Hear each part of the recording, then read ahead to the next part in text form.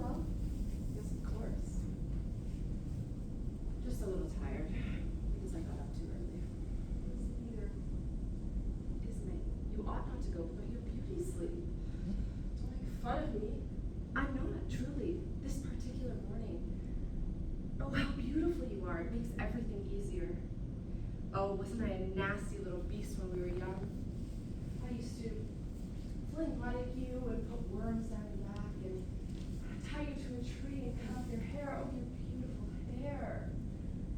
How easy it must have been to be so unreasonable with all that smooth, silken hair so beautifully set around your head. Why do you insist upon talking about other things? I am not talking about other things. Antigone, I've thought about it a lot. Did you?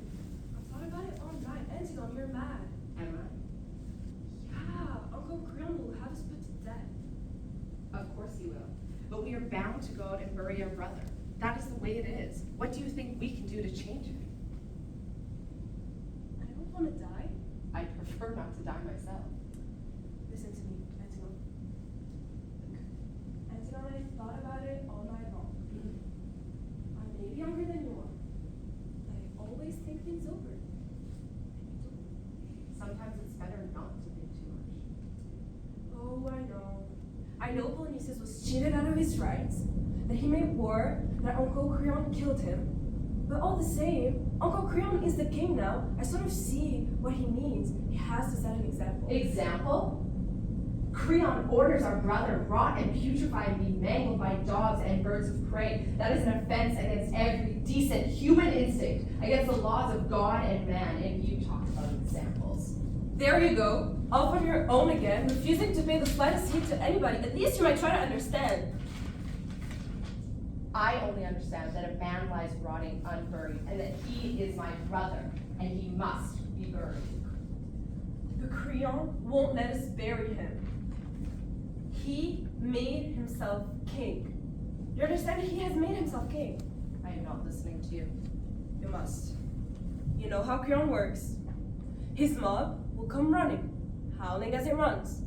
1,000 arms will seize our arms. 1,000 breaths will breathe into our faces. Like one single pair of eyes, 1,000 eyes will stare at us. Look, here, come.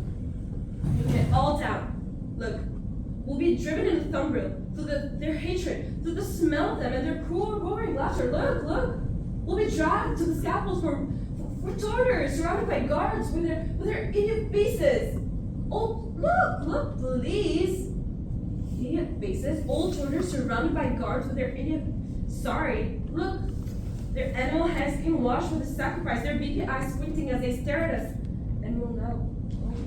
We'll know that no shrinking and no begging will make them understand that since they are taught not to care, and we shall suffer, we shall feel pain rising in us until it becomes so unbearable that we know it must stop.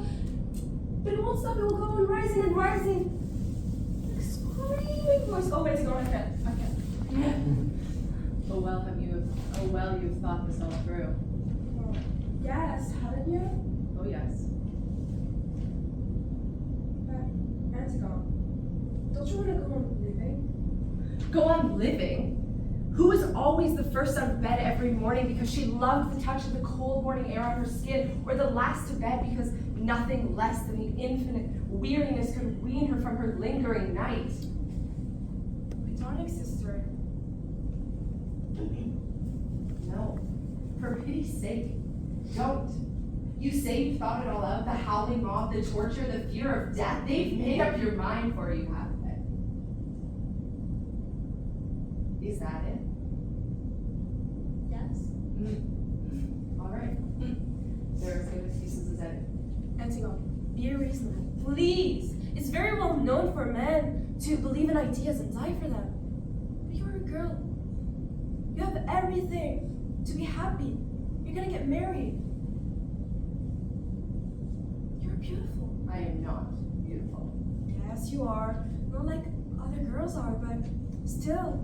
There's always the little tough boys that look at you when they pass us in the street. And you know, the little girls stop talking. They stare and stare at you until they turn a corner. Little tough boys. Little girls. Well, what about him? I'll see Heyman this morning.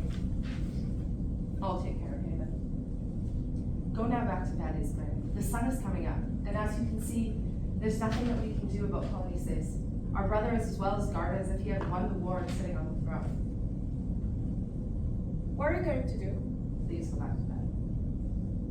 Promise me that you won't go anywhere.